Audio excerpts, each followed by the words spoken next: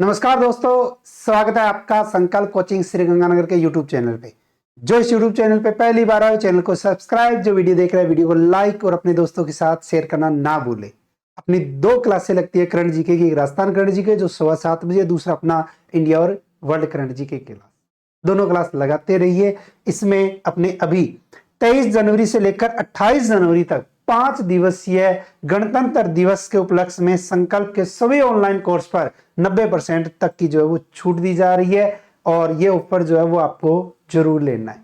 इसके अलावा संकल्प पब्लिकेशन के अकॉर्डिंग अगर हम देखें तो ब्लैक बुक जो मार्केट में सबसे ज्यादा बिक रही है और सबसे ज्यादा जो है वो क्वेश्चन इसमें से आते हैं।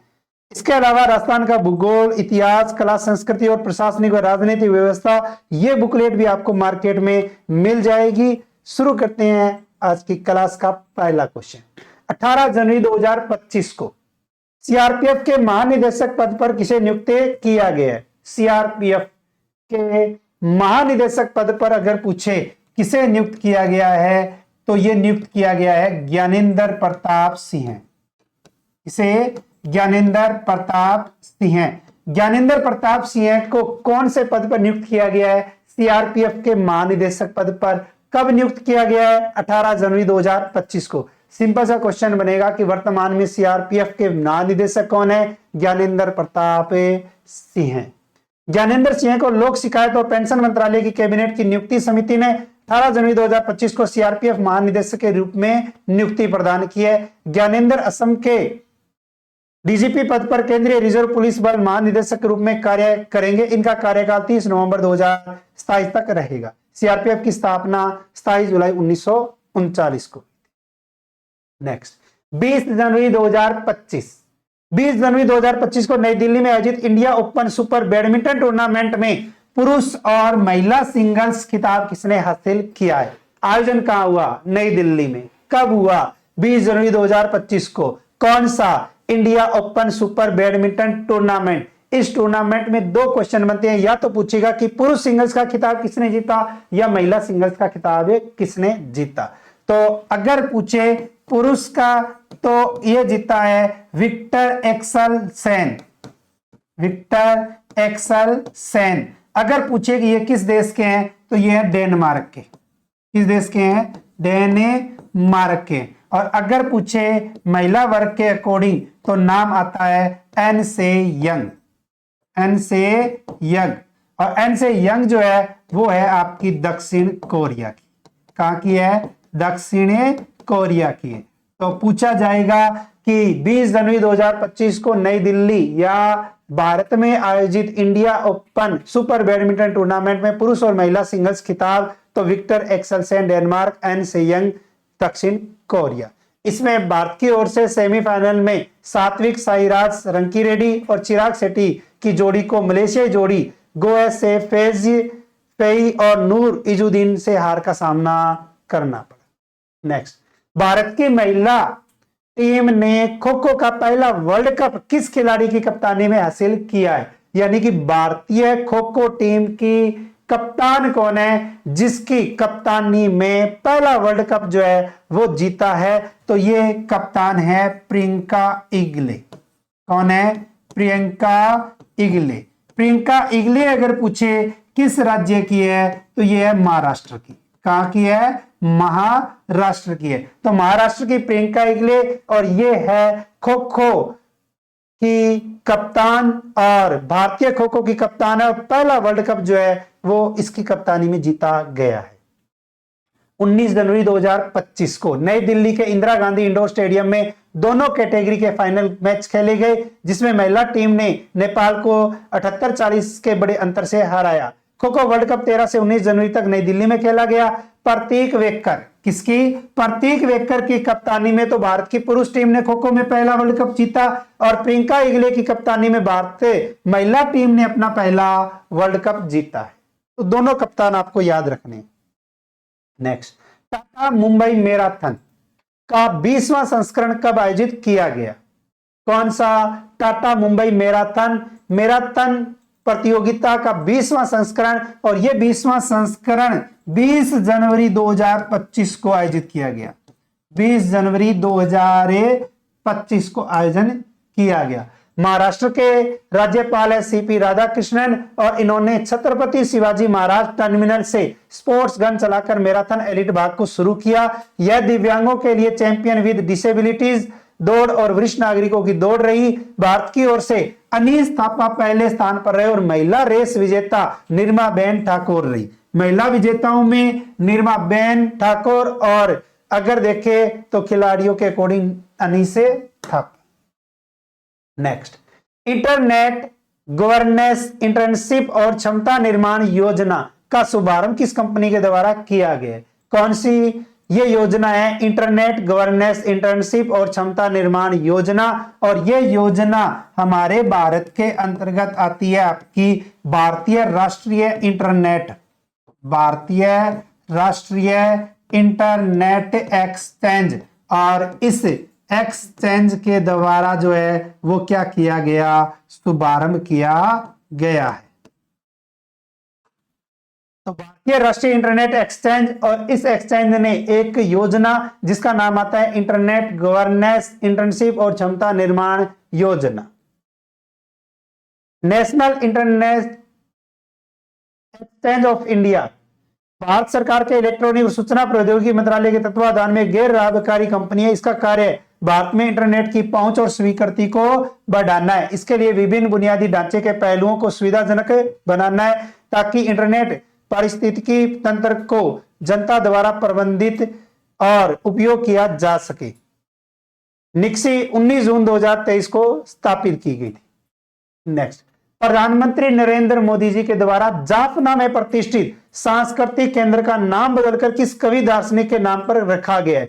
कहां हुआ? जाफना में प्रतिष्ठित सांस्कृतिक केंद्र। और इस केंद्र का नाम जो है वो एक कवि के नाम पे, और कवि का नाम अगर पूछे तो कवि का नाम आता है तिरुवल्लुवर कवि। और इस कवि के नाम पर, इस दार्शनिक के नाम पर प्रतिष्ठित सांस्कृतिक केंद्र का क्या कर दिया गया? नाम बदल दिया गया। यह केंद्र श्रीलंका तथा भारत के लोगों के बीच गहरे सांस्कृतिक, भाषाई, ऐतिहासिक और सभ्यतागत संबंधों को उजागर करेगा। जाफना में यह केंद्र भारतीय सहायता से निर्मित है। तमिलनाडु के राज्यपाल हैं RN रवि और इन्होंने श्रीलंका में इसका नाम तिरुवल्लुवर कवि के नाम पर रखने की प्रशंसा की है। नेक्स्ट, परमाणु ऊर्जा का एक नया युग शीर्षक की रिपोर्ट किस एजेंसी द्वारा जारी की गई? एक शीर्षक जिसका नाम आता है परमाणु ऊर्जा का एक नया युग। और इस शीर्षक की रिपोर्ट अगर पूछे किस एजेंसी के द्वारा, तो ये अंतरराष्ट्रीय ऊर्जा एजेंसी के द्वारा रिपोर्ट जारी की गई, यानी कि जारी की जाती है। तो अंतरराष्ट्रीय ऊर्जा एजेंसी और अंतरराष्ट्रीय ऊर्जा एजेंसी के द्वारा एक रिपोर्ट जिसका शीर्षक आता है परमाणु ऊर्जा का एक नया युग। यह एक स्वायत्त संगठन है जिसकी स्थापना 1974 में की गई थी। उद्देश्य है कच्चे तेल की आपूर्ति में आई बाधाओं को सामूहिक प्रयासों से दूर करना। इसका मुख्यालय फ्रांस पेरिस में है। रिपोर्ट के अनुसार विश्व के 40 से अधिक देशों ने अपनी ऊर्जा स्रोत से परमाणु ऊर्जा हिस्सेदारी बढ़ाने की योजना बनाई।